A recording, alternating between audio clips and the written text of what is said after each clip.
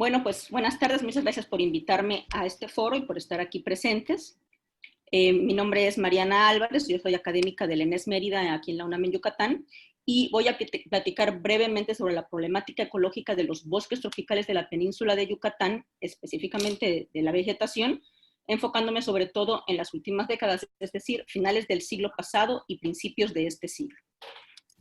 De manera general, los bosques tropicales, como todos sabemos, pues son los ecosistemas terrestres más productivos, tienen una alta riqueza y diversidad de especies, de hecho albergan más del 50% de las especies del planeta y son una fuente pues importantísima de recursos naturales para la humanidad, ¿no? De ahí extraemos alimento, leña, madera, medicinas, plaguicidas, etcétera. Además de que tienen un papel muy importante en la regulación del clima, ya que son grandes captadores de carbono, regulan la temperatura y la humedad relativa del aire, así como la erosión y la calidad del agua. Por lo tanto, preservar su integridad es indispensable, ya que garantiza la permanencia de una infinidad de recursos naturales y servicios ecosistémicos de los cuales dependen las comunidades humanas. Como también ya mencionó el doctor Gerard y el doctor Martínez, la vegetación original o potencial de la península de Yucatán, aquí estoy mostrando un mapa, pues vemos que la mayor parte de la superficie del estado de Yucatán y en menor proporción de Campeche y Quintana Roo estarían cubiertas por selvas bajas caducifolias que se muestran en un color verde claro. En el norte, ya cerca de la línea de costa, pues tendríamos además variantes interesantes de esta selva baja, como sería la selva con cactáceas columnares o la selva baja inundable. Y de esta última selva baja inundable, pues también encontramos grandes parches o manchones en el sur de la península. En la zona norte, pues también tenemos frecuentemente manglares y petenes, que ya también comentaron que eran los petenes. Siguiente. Okay, esta es una imagen de los petenes, está ahí. Y bueno, las selvas altas, superenifolia y perenifolia, estarían ocupando únicamente las áreas más húmedas de los estados de Campeche y Quintana Roo, mientras que la selva mediana, cuya altura y fisonomía serían intermedias entre las selvas bajas y las selvas altas, están ocupando una franja intermedia también entre el norte, que es seco, ¿no?, de la península, y el sur, que es más húmedo, ¿no? Y de hecho, pues esta franja, pues, que aparece aquí en verde oscuro, es la que domina la mayor parte de la península. La siguiente, por favor. En las últimas décadas hemos observado un cambio dramático en la extensión territorial ocupada por los bosques tropicales de la península, ya que han sido sustituidos principalmente por pastizal inducido en la zona ganadera y por terrenos para la agricultura. Por ejemplo, simplemente en un periodo de 25 años, es decir, del 1935 al año 2000, se duplicó la extensión de los cultivos y tierras destinadas a la ganadería, se disminuyó en un 30% la extensión ocupada por las selvas, y solamente en Yucatán más del 80% de la vegetación ya había sido perturbada y solo cubría el 18% del estado. La siguiente, por favor. Bueno, pues esto fragmentó de forma también dramática las áreas naturales y resultó en la dominancia de coberturas creadas por la actividad antropogénica, tales como zonas agrícolas y pastizales, que aquí aparecen en tonos rosados y que, como podrán ver, pues ocupan una gran área de la península, quizá la mayor parte. También tenemos cantidades importantes de vegetación secundaria, es decir, tierras que han sido abandonadas o afectadas por huracanes e incendios y que aparecen en tonos verdes más claros, también como manchones a lo largo de toda la península. Y finalmente, como ya lo han mencionado, también se produjo un incremento importante en el tamaño de los asentamientos humanos. Siguiente diapositiva, por favor. Ok. Más recientemente, la península está experimentando un crecimiento poblacional de grandes dimensiones, lo que aumenta la presión sobre todos los recursos naturales, y en particular sobre los bosques tropicales. Esta presión ya ha llegado incluso a las áreas más conservadas de la región, como sería la Reserva de la Biosfera de Calakmul, en la que se estima que 213 hectáreas son perturbadas anualmente.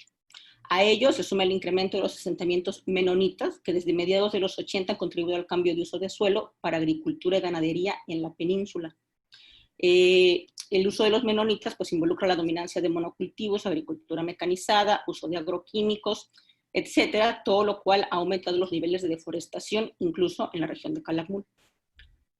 Luego, los grandes proyectos gubernamentales, como el Tren Maya, del que también hemos hablado aquí frecuentemente, pues son otro factor de presión para estos ecosistemas, así como el cambio climático que, como ya vimos, pues podría alterar los patrones en la ocurrencia de huracanes, en la temperatura, en la intensidad de duración de la sequía, y todo esto alteraría el funcionamiento y la resiliencia de los bosques tropicales y de los socioecosistemas asociados a ellos.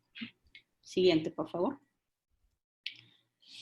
Bueno, la mayor fragmentación de los bosques de la península que resulta de estas presiones estaría ocasionando, de acuerdo con la mayoría de los estudios de fragmentación en bosques tropicales, pues de manera general disminución en la abundancia de especies y alteración en el movimiento de fauna. Grupos como aves, mamíferos, sobre todo de mediano gran tamaño, insectos, plantas, pues también estarían disminuyendo su abundancia. Habría una reducción en los servicios ecosistémicos como la captación de carbono, el control de la erosión, polinización, ciclo de nutrientes, etcétera. Y también pues, esta fragmentación ha favorecido la presencia de especies generalistas y una reducción en la abundancia de especies especialistas, lo cual hace más lento el proceso de la regeneración vegetal. Siguiente, por favor. Los estudios a este respecto en bosques tropicales indican también que la fragmentación podría aumentar la susceptibilidad de la vegetación a enfermedades, porque aumentan las interacciones entre las especies domésticas, que son los potenciales hospederos y reservorios de patógenos, y las especies silvestres, que son los reservorios naturales de los patógenos, y bueno, y entre estas y las poblaciones de vectores de enfermedades, ¿no? Como insectos. Esto facilitaría la transferencia de patógenos de especies domésticas hacia especies silvestres, así como el incremento de parásitos y enfermedades, sobre todo en los sistemas de monocultivo. Un ejemplo de esto es el reemplazo de cultivos intercalados de maíz por monocultivos de chile que ocurrió en el municipio de Calakmul. Esta sustitución produjo una degradación biológica permitiendo la permanencia constante de virus, hongos, moluscos, insectos, que redujeron la productividad de los cultivos y afectaron entonces la calidad de este producto en la región. Por otra parte, el nuevo microclima de las áreas perturbadas ocasiona cambios en la composición de comunidades de patógenos e insectos que pueden dar origen también a la aparición de nuevas enfermedades. De hecho, las enfermedades emergentes en plantas están teniendo un impacto sin precedentes sobre ecosistemas naturales, así como fuertes implicaciones socioeconómicas en los agroecosistemas. De tal manera que los patógenos estarían exacerbando también los efectos negativos de la perturbación en los sistemas tropicales. Bueno, ¿cómo podríamos evitar esto de acuerdo a los estudios que se han realizado, sobre todo en bosques neotropicales? De manera general, la comunidad científica, digamos, lo que nos dice es que es necesario cambiar la visión preponderante con la que interactuamos con los bosques tropicales para desarrollar estudios, estrategias de manejo y estrategias de conservación a nivel de paisaje. Debemos seguir protegiendo las grandes áreas de bosque tropical y de manglar más, bueno, aumentar, si es posible, su área de protección, y las áreas que no están protegidas, que se están utilizando, deben transformarse de forma planeada, dejando siempre fragmentos de bosque de mediano y gran tamaño que puedan seguir albergando una alta diversidad de especies. Estos fragmentos deberían conservar cierta conectividad para permitir el intercambio de fauna y vegetación entre ellos, para lo cual también sería necesario que la matriz en la que están inmersos pues, permita el movimiento de las especies, es decir, que sea una matriz de calidad alta o mediana, ¿no? Un paisaje de este tipo permitiría entonces la regeneración natural de aquellas áreas que ya dejaron de ser utilizadas, garantizando la resiliencia de los ecosistemas, y también garantizaría la provisión de servicios ecosistémicos, así como el mejor estado de salud de las poblaciones de plantas silvestres, domésticas y por ende de las poblaciones humanas. La siguiente, por favor.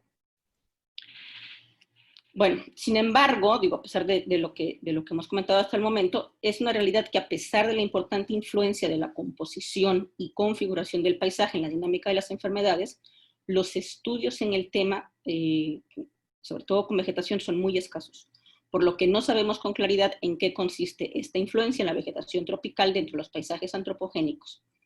Necesitamos entonces, y ya con esto termino, primero, pues entender la dinámica de las enfermedades, los patógenos potenciales y los efectos de la perturbación en los paisajes antropogénicos tropicales de la península, que actualmente están conformados por un mosaico de bosques conservados, secundarios, áreas de cultivo, pastizales, zonas urbanas.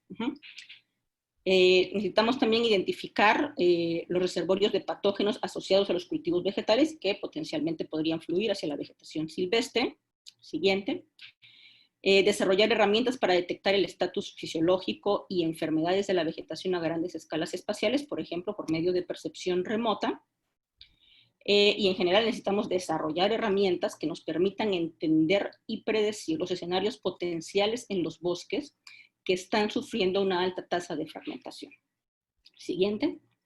Y bueno, esto que nos permitiría diseñar, ahora sí, el manejo de los paisajes tropicales con bases científicas, minimizando la propagación de enfermedades, la pérdida de biodiversidad y con ello la pérdida de funcionalidad de los bosques tropicales y de los ecosistemas que están inmersos en estos paisajes. Por mi parte sería todo. Muchas gracias.